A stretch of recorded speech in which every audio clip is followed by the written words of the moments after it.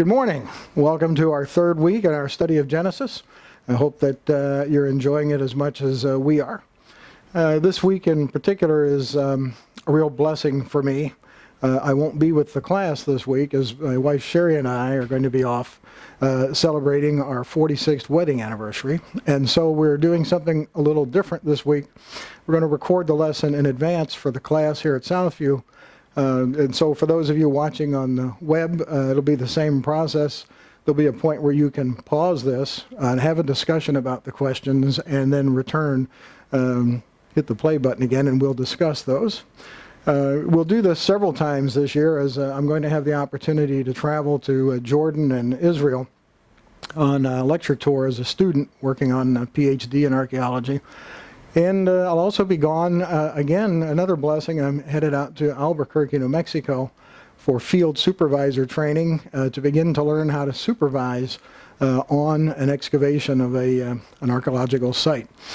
So we're going to try this format for about 6 times out of our 27 lessons, and hope it works for you as well as it should for the class.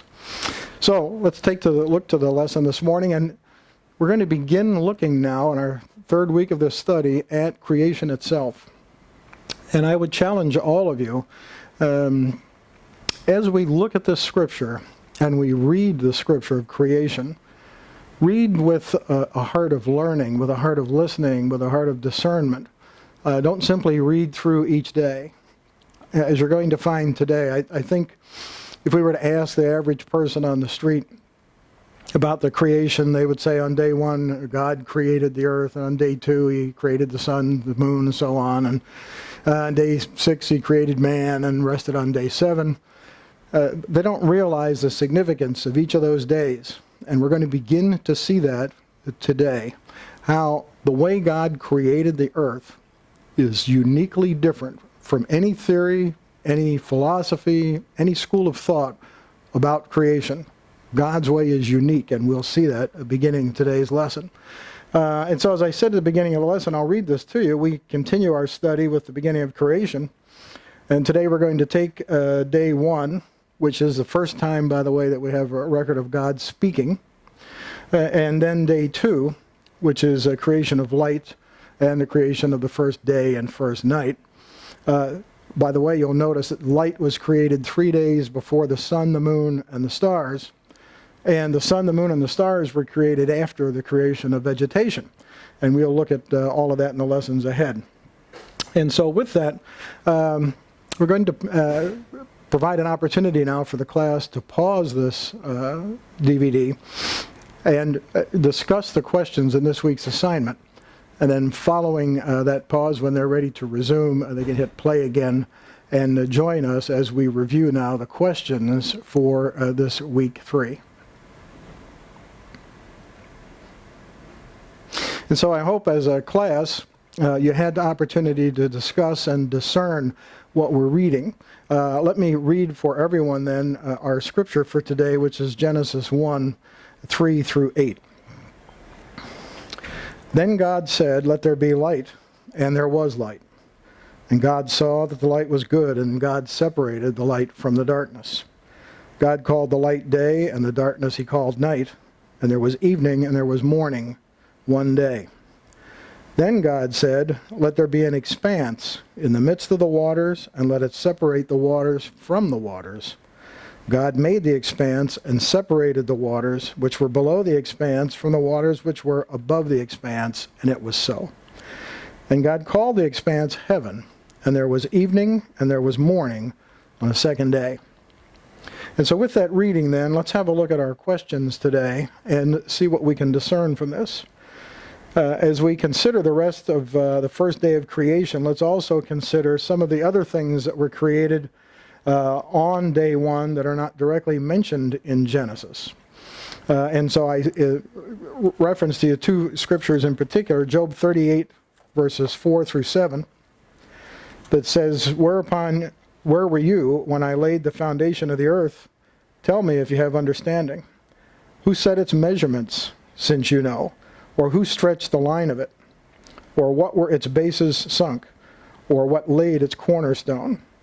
when the morning stars sang together and all the sons of God shouted for joy? Or who enclosed the sea with doors when bursting forth it went out from the womb?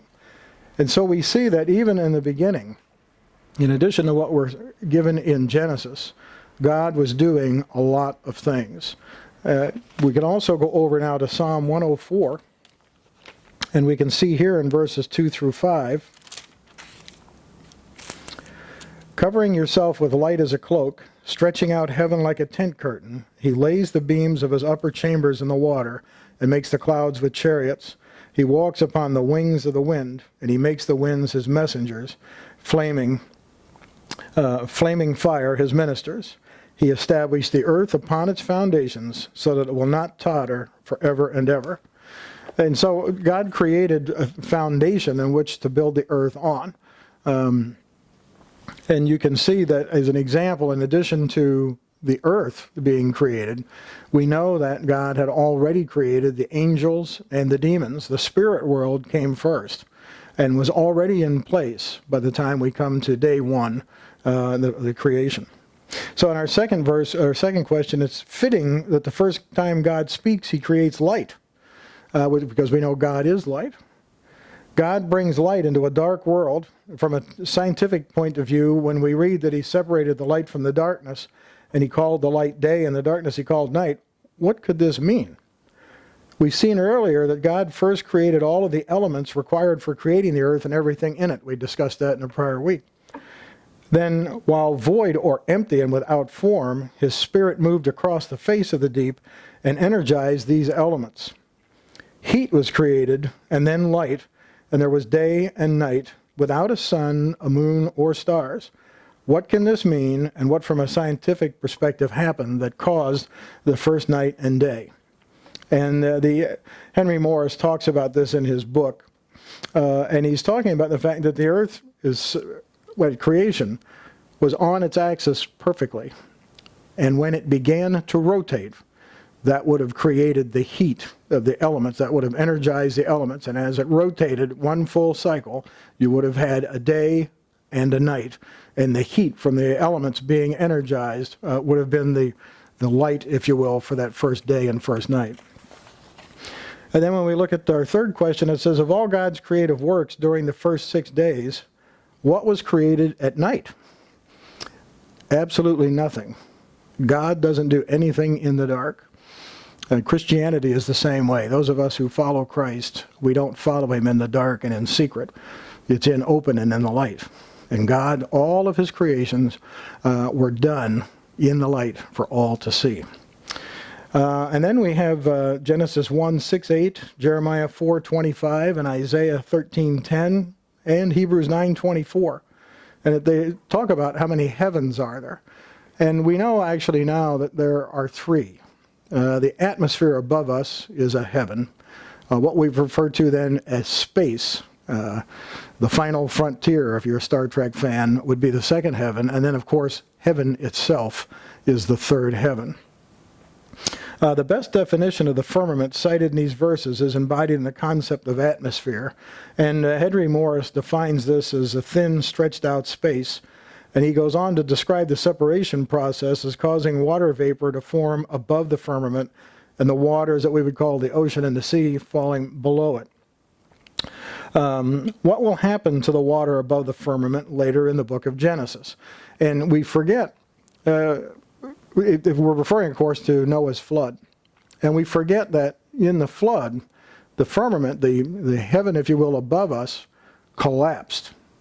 Well, it couldn't collapse if it wasn't there. And so what we're reading about today with this separation of the heavens and the firmament, the water vapor that was put over the original creation, that's what's being established here. And then later in Genesis, when we have the flood, that will collapse, and we'll talk a lot more about the mechanics of the flood when we get to it. And then question 6 says, so we now see a rotating earth setting perfectly on its axis. We have light and day, water above and below the firmament. When will be the first day that will actually rain on the earth? And I don't know if you've ever thought about that or not, but the first day that will rain on the earth is for the flood.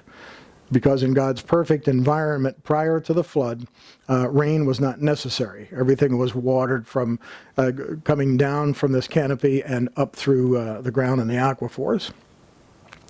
What can we infer from creation at this point with respect to rain, snow, seasons, storms, and so on, based at knowing that the waters above the firmament were protecting the earth and that the earth is perpendicular? And what we can infer is in God's perfect environment, there were no seasons. They didn't have storms. It didn't rain. It didn't snow. There were no high winds. Everything was perfect as the earth rotated perfectly on this axis. All of the storms and seasonal changes and the ice and all of the things that we now know today of the polar caps and so on are all post-flood, in my opinion. From what we can see in creation, there would have been none of this prior to God's judging man with the flood. And so will sort of end today's lesson on the first day of creation. But what I want you to see even now is that he's created light, and we have things in motion. There's activity on the earth. We're going to see next the creation of vegetation and so on before the sun and the stars came out. This is completely opposite of how man thinks how creation occurred. So as we continue our study, we need to remember the verse in the Bible that says, "My ways are not your ways. My thoughts are not your thoughts." God thinks differently than we do. He does things differently than we do. And he is truly the God above all gods. And so today we celebrate the first day of creation, the putting in motion of the earth and the elements and the rotation of the earth, and day and night.